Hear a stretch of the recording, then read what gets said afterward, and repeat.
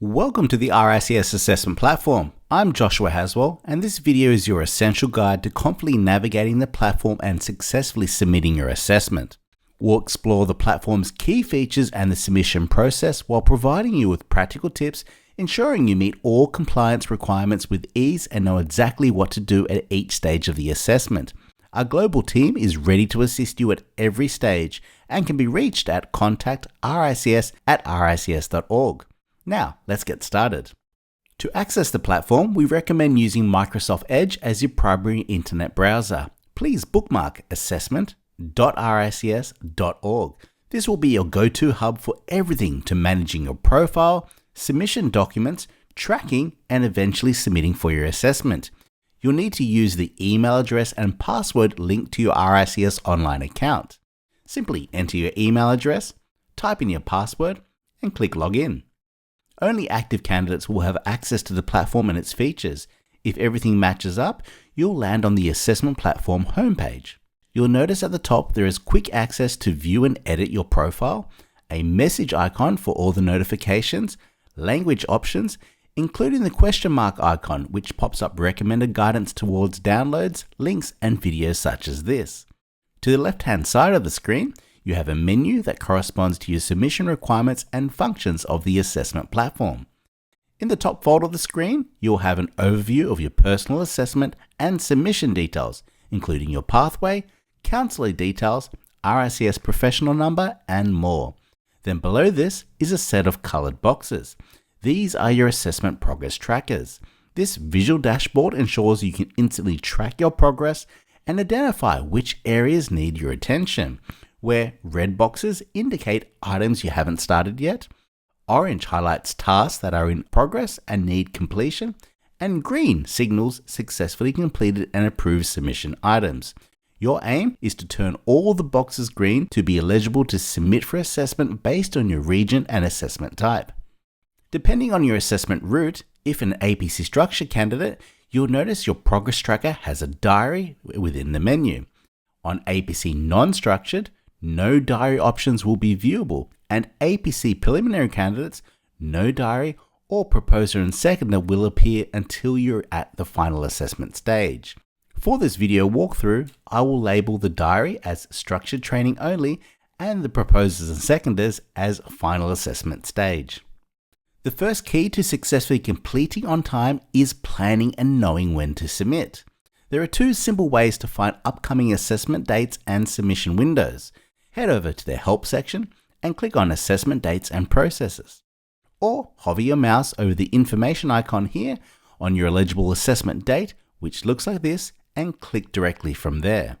A new page will appear, and you can click on your region to see all the assessment dates for that year. The assessment dates are specific to that region, and your assessment region is based on your personal address and current employment details. So, if you're living in the UK and employed in the UK, you'll be applying for the UK assessment windows. Likewise, if you're employed and living in Australia, you must apply for the Australian windows for assessment. As RICS is global, we have offices all around the world, and if you do move, you're welcome to continue your candidate membership in any country. As a helpful tip to secure your success, it's recommended to set up a recurring reminder in your calendars to work on your submission. Candidates who block out and dedicate time weekly for their RICS submission are significantly more likely to complete their work successfully and on time. This simple action will help you stay on track. More information regarding windows, dates, intent to submit deadlines, and requirements can be found on the Assessment Dates and Process page, or you're welcome to reach out to a team for more help. As a snapshot, you can click on Personal Profile from the left-hand menu or at the top right-hand side of the screen by clicking View Profile. On this page, and depending what information has been pre-populated from your enrollment or previously inputted in the platform, you should be able to view your personal contact details, pathway, route to membership, qualifications, and employment details. For this example, we can see that we need to add and update information. To do this, we must click on Edit Profile from the top of the screen. I would recommend while watching this video to pause at any stage to make these updates if required. Highlighting the tabs at the top of the page, you'll see Personal, Employment History, Academic Qualifications, and Professional Qualifications. And by selecting a tab, this will correspond to that section. As Personal is selected, this is where you have all your personal details. And on this page, you can update your address, phone number, title, honours, or email address, which all must be saved. You'll also see a button to nominate a new counsellor, plus the ability to update your pathway by clicking on Change Pathway. You're welcome to change your pathway if you've changed careers or selected it incorrectly during sign-up. As a note, since the assessment platform is your go-to hub as a candidate, most of your information such as address, phone number, and email changes will sync across from your assessment platform to your My account on RICS.org. However, to access communication preferences, subscription renewals, and invoices, these are only accessible in your My account on the RICS website. As part of your submission requirements, you must add a profile picture. To do this, click Browse. The picture you upload must be real, in color, and not edited. Once you have a photo, upload, adjust, and save. The next tab is your employment, and a must to complete. Depending on what's been pre-populated or previously added, you may see current employer and also history. If you see your current employer and these are correct, please toggle, if not already done so, as your primary employment. If this is your first time, you will only see the following: a new button to add information, and click on the country from the drop-down, entering a postcode or city and company name, and then press Lookup. This will then populate all employers that match this criteria, and from the list, select to match your employment address and location. You may see some duplicate values, and you're welcome to select the best that matches. If this is your current employer, please toggle the primary employer, ensuring that there's only a start date. If adding past employment, please indicate a start and end date, ensuring that dates do not overlap unless applicable.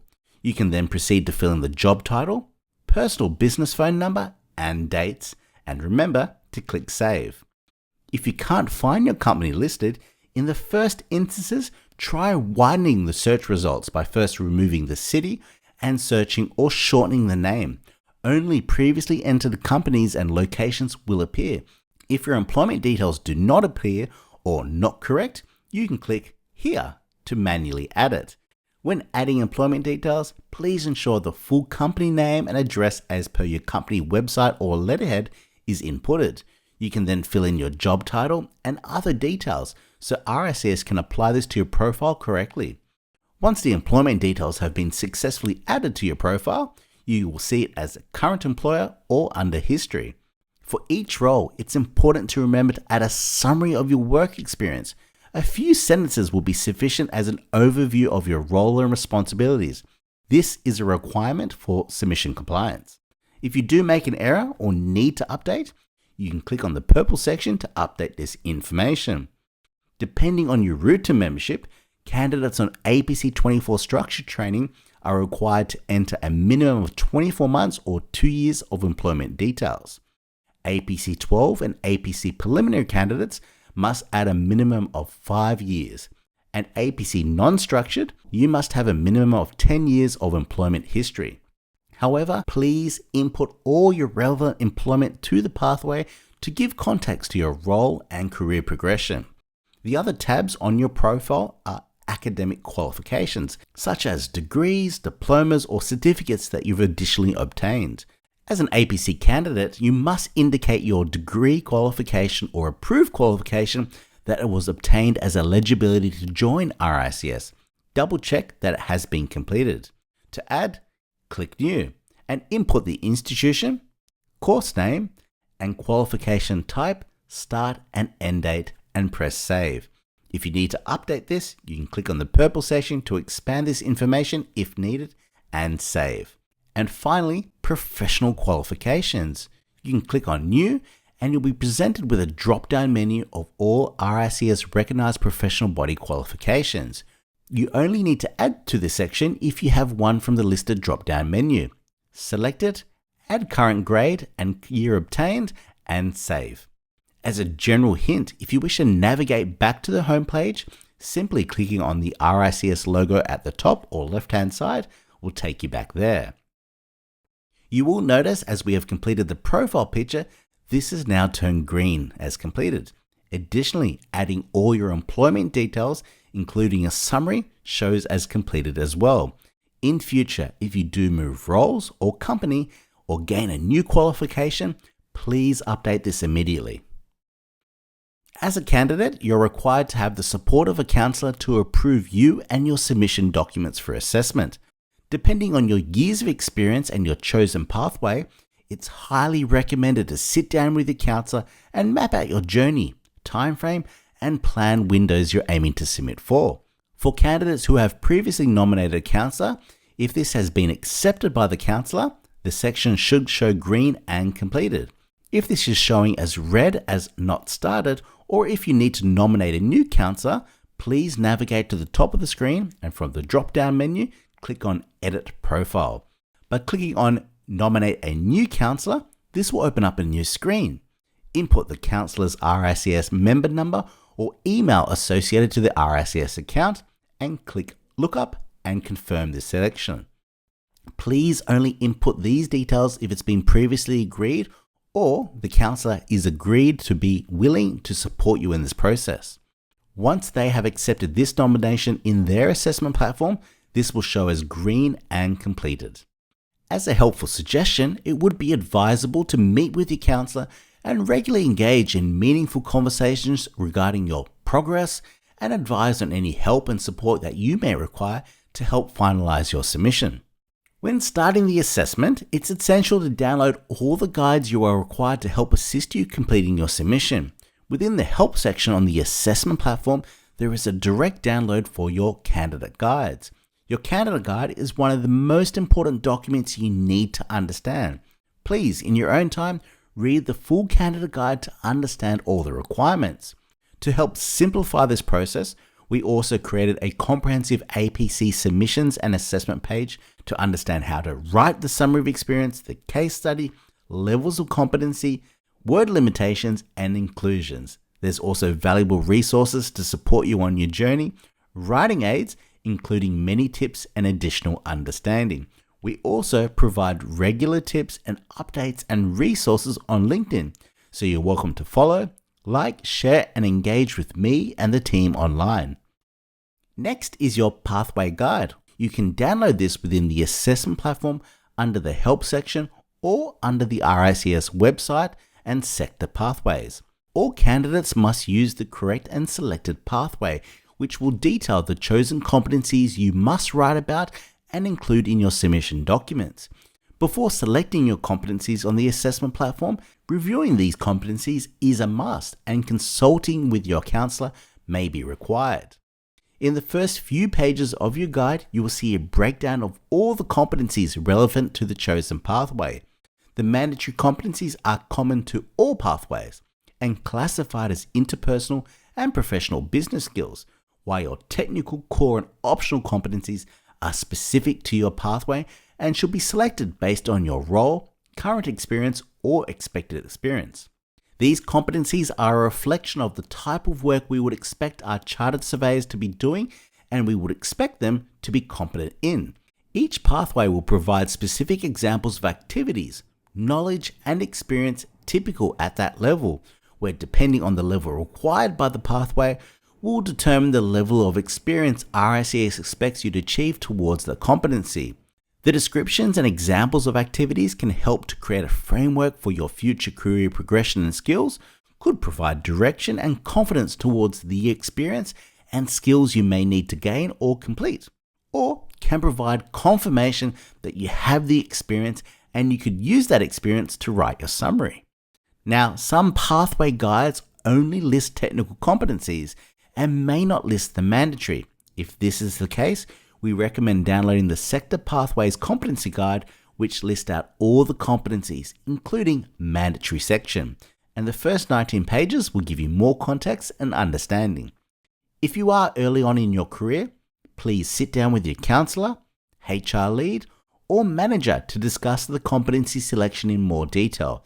By reviewing the examples of experience expected at the required levels for the pathway guide, This is to help to ensure that you make the right selections. Once you've decided on your selected competencies, you can complete the Competency Selected section within the platform. You can click on the navigation bar on the left-hand side of the screen, click on Competencies, and then choose Competency Selector. This is also the same way you can update and change your competencies if required at a later date. The mandatory competencies will appear first, and since these are common across all pathways, these can't be edited. Click Save and Continue and move on to the next section. The course selection must be completed correctly first before proceeding to the optional or optional plus selection. As an example, the pathway selected is Quantity Surveying and Construction, so it will only show the relevant competencies for this pathway towards the core and optional. You'll first need to select the competency and then choose the correct highest level as required by the pathway guide. If you make a mistake or misselect a competency or incorrectly select a competency to the wrong level, a validation alert will appear in red when you press Save to tell you how to fix this selection. Once the course selection is selected correctly, you'll be able to move on to the next screen, and this will allow you to select your optional competencies, selecting the correct competencies and levels, and click Save and Continue. Once you've selected all the competencies correctly, you'll be able to review and you can double check these selections that you've made. There is an edit button if you wish to change any competencies. You must click Save for this action to be completed. If you are from a pathway that requires the optional plus selection, this will appear after you've completed the optional competency selection. As a warning, in the optional plus selection, it will list out all competencies from all pathways. Some competencies may appear similar to others, so please, to adhere to the compliance requirements, only select from your technical competencies and to the correct levels as dictated by the pathway guide. The highlighted section within your pathway guide provides guidance on the correct selection that you should make based on your area of work and previously selected competencies. For any optional or optional plus competencies, it will be best to select competencies that have not been previously selected within the mandatory or core. Once done, review and save the selection. For APC 24 and APC 12 structured training candidates only, inbuilt into the platform is a diary feature that must be completed. In the menu bar, selecting Diary or by clicking on the colored progress tracker will take you there. For candidates on the APC 24, you must complete a minimum of 400 days, and those on the APC 12, the minimum is 200 days. To insert a new diary entry, click on New. If you have not selected the competencies yet, this will not be available to start. You will only be able to record days towards your selected technical, core, and optional competencies. Choose the relevant competency name and level from the drop-down menu. Use the plus and minus symbols to allocate the number of days that you wish to add and date, and give the entry a description. These diary entries are then saved on the screen in date order. As a tip, the diary is your personal experience tracker to help inform your progress and where you're spending most of your time and towards what competencies. If you notice that you have limited days recorded to a particular competency and level, this could be raised with your counsellor, HR lead, or manager to encourage meaningful discussions to help identify where you may need to plan and supplement your experience with exposure to other projects to be more aligned to those skills and examples of that competency. On this page, you can also view an active counter to see how many days have been completed in total, and you can use our filters to review that experience and logged entries. This is why it will be best to include a description, specific details, and depth towards that work experience to help remind you of those activities when completing your summary of experience. Only once the minimum is reached will the tracker turn green as completed. As part of your submission requirements for APC candidates, you will be required to write a summary of experience towards your chosen pathway competencies. It's exactly that. You summarize and provide statements of your personal experience about what you did and how you did it. Candidates are expected to write a total maximum of 1,500 words for your mandatory competencies and 4,000 words for all the technical, core, and optional competencies selected. Before downloading the template, check to ensure the competencies have been selected correctly. If you haven't already selected your competencies, you will notice on this page missing competencies. There'll be no confirmation message and button, and stating your competency selections are incomplete or not properly selected. If you see this, please click on Reselect Competencies. If you have done this correctly, it will show as green as completed on the assessment platform, and you will see a complete list of mandatory, core, and optional competencies that you have selected. You must also only use and download the official RICS Summary of Experience template, which can be downloaded in the platform on the right-hand side by clicking Download. When open, you will notice it's a universal Word template used for all candidates on all pathways. You will see that the mandatory competencies, since common to each pathway, their name and level has been pre-populated. It's you, the candidate's responsibility, to fill in this template correctly. For compliance, you must write about all competencies selected to the correct level. If you miss a level, incorrectly write about another competency, or miss writing about a competency, your submission may not be accepted. You will then need to wait and resubmit correctly for the next window. To ensure you're correctly writing and including all the competencies, it will be best to copy and paste the full name of the competency from the platform into the template, ensuring the correct levels indicated and the tables formatted correctly. Such as, if a competency is only required to a level 2, you can remove that third row from the section. Please do not change the styling, color, or layout of the template, being mindful of your desired font, that it's readable and appropriate of a size 10 and 11. On the APC Submissions and Assessment page under Summary of Experience and within your candidate guide, you can review the suggestions on how to write and the inclusions you may consider, where the examples you may wish to write about and share in your submission is based on your own activities and experience. You will typically, for a level 1, show how you've developed your knowledge and understanding to that competency. Ideally, what did you do to gain this knowledge? Level 2, it's important to focus on your specific experience in the competency. Explain and provide specific examples that may include processes used or adopted. This is the application of that knowledge and understanding. And level 3 is focusing on your personal practical experience of providing advice. Make sure the examples provided describe the nature of that advice, the options you considered, and the outcome. As a reminder, do not go over the word count even by 1 word. You have a maximum word count of 1,500 words for the mandatory competencies and 4,000 for the technical competencies. A suitable range that we want to see candidates writing towards would be 95 to 100% of the allowable word count. This shows that you've taken the time to craft a well-rounded submission. Your counsellor is responsible to provide feedback and approve your written submission when you've uploaded it into the platform. To ensure you stay compliant, we first want all candidates to confirm that your written summary of experience matches the currently selected competencies. You must then confirm and declare the total word count for the mandatory competencies and technical core and optional competencies. This number must match for what is written in the document. You can then upload the Summary of Experience template for review and approval. Browse for the file, ensuring it's first exported as PDF and save. A validation checker will work in the background, and if, for example, you've indicated that you're over the word count, you will not be able to save and submit.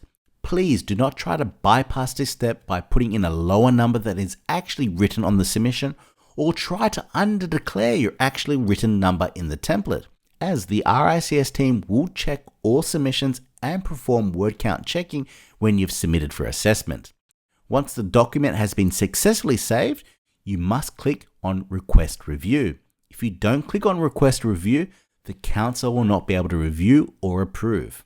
You will now notice on the platform homepage, the Summary of Experience shows as started. And when you click into the Summary of Experience, you will get the following message. Please contact your counsellor. When any document is submitted for review, the function of uploading a newer version will be locked until your counsellor has given feedback or approval of your documentation within the platform. This helps to ensure the counsellor only reviews the correct version. As your next action item, please connect with your counsellor and let them know that you require their assistance. However, as a courtesy to your counsellor, do let them know and advise when you are planning on submitting documents. This is all part of great communication skills and ensures timely action is taken on their behalf to assist and support you in this journey. Once submitted, while in review, or if the counsellor does provide feedback, you will notice that it will show as started as orange. It's important to remember to upload a newer, updated version based on the counsellor's feedback. Save and request review to gain that approval. If the counsellor has approved, you'll have the following screen advising your counsellor has already approved. If approved and you wish to upload a newer version, you must click on Edit and follow all the steps again to gain that approval. On your platform homepage, it will show as completed once approved. As part of your submission requirements, all APC candidates will be required to write one case study towards your chosen pathway to a maximum word count of 3,000 words on a project that you've worked on in the past 24 months at the date of submitting for assessment. You will notice we also want you to confirm and declare these details when submitting documents to your counsellor for review and approval. You'll need to use the official RICS case study template, which can only be downloaded in the platform on the right-hand side of the screen.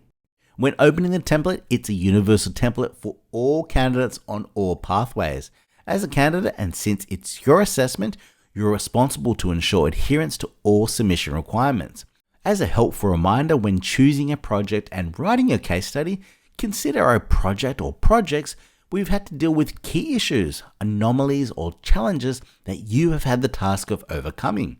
Explain the issues. Include the options that you considered and the solutions that you identified, explaining why some of these weren't feasible. Describe what you achieved, how you gave reasoned advice to your client, and for your level 3 competencies on the project. You should also reflect and analyze your performance and refer to any lessons you learned and what you will do differently next time. And as well, make sure your case study includes a mixture of core, optional, and mandatory competencies.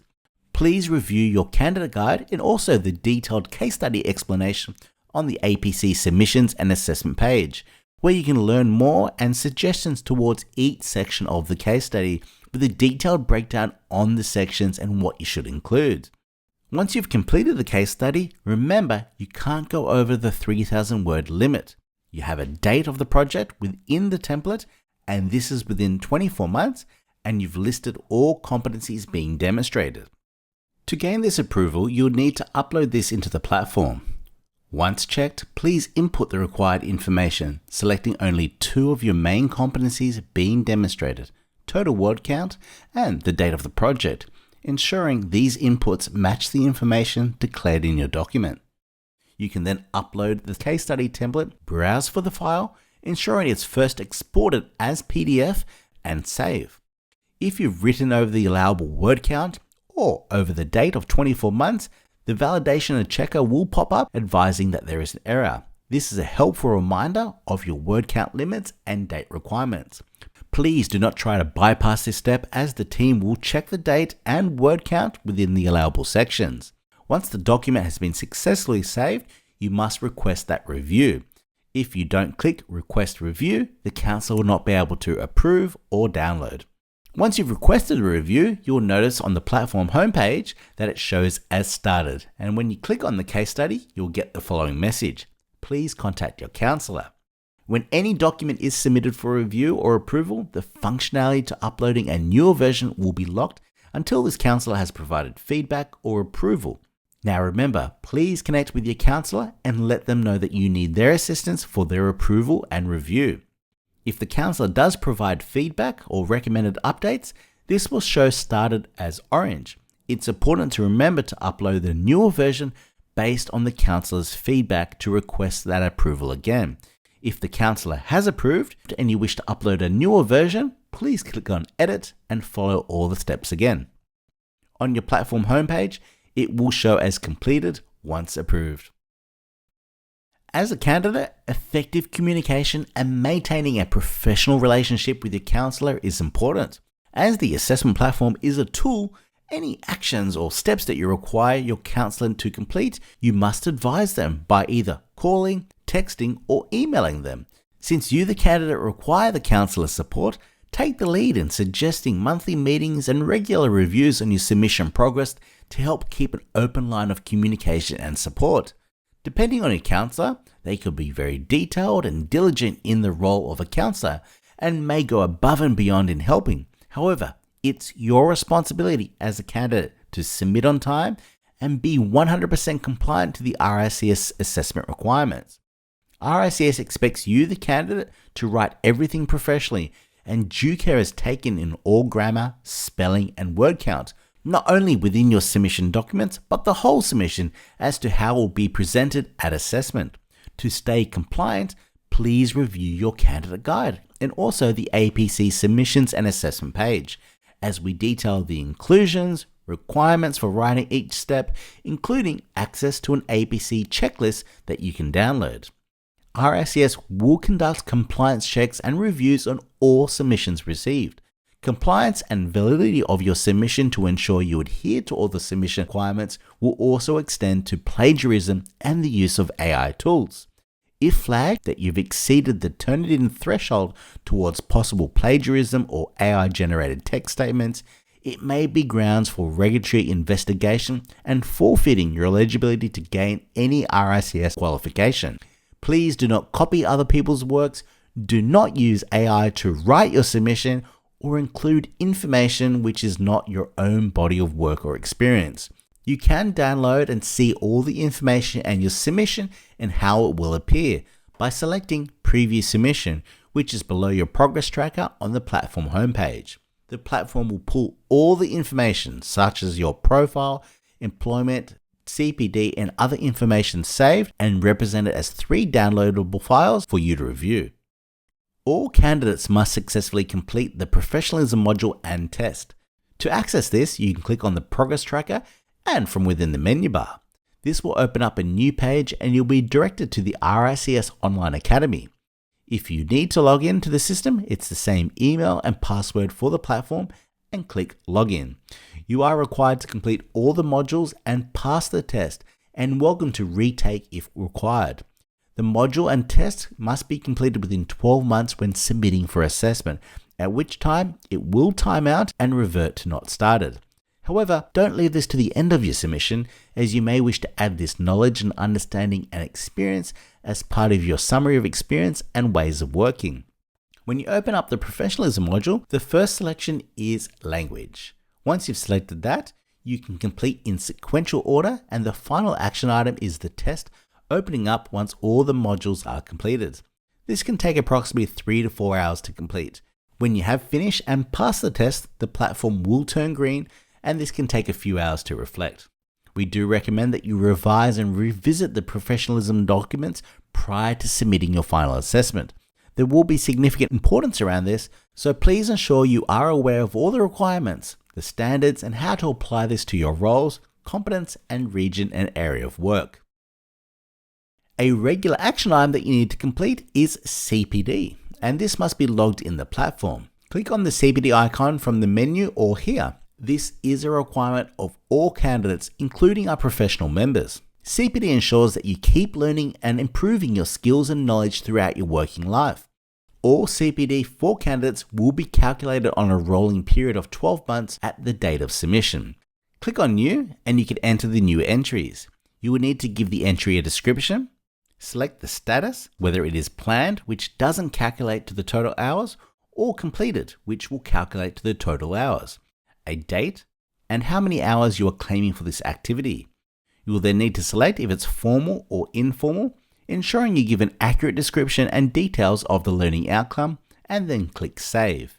You will then be able to see all the activities below and in the tabs above, with a counter that will calculate the current total hours for that year. You as a candidate will need to calculate and make sure it is for the prior 12 months. For APC 12, APC Preliminary, APC Non-Structured candidates, you'll be required to complete a minimum of 48 hours of CPD, where a minimum of 24 hours must be formal at the date of submission. For APC 24 candidates, this will be a minimum of 96 hours for the prior 24 months, ensuring the 24 hours of formal is completed for each 12-month period. You can review more information and specifics on the CPD page for candidates and within your candidate guide. If, for example, you've logged 55 hours of CPD of completed activities for the prior 12 months and only 22 hours of those are formal, this will show as started, as you would need to add 2 more additional formal hours to show as completed. However, if you logged 22 informal hours and 33 formal hours, this will be fine and show as completed. We have created the following CPD page that has been updated with an FAQ and also a download of the Annex A, which shows what RICS considers as formal and informal CPD activities, such as attending conferences, taking courses, internal and external training, or reading independently. It's up to you to decide what kind of CPD you wish to do, as long as it relates to your chosen pathway. As part of all assessment requirements, all candidates submitting for final assessment must provide the details of 3 chartered surveyors who support your application to be elected as a chartered surveyor should you be successful at assessment and pass the interview. This will be viewable for all candidates applying for final assessment. If you are an APC preliminary candidate, this step will only show once you have passed the preliminary review. You will have 3 boxes, one for your proposer and the other 2 for your seconders.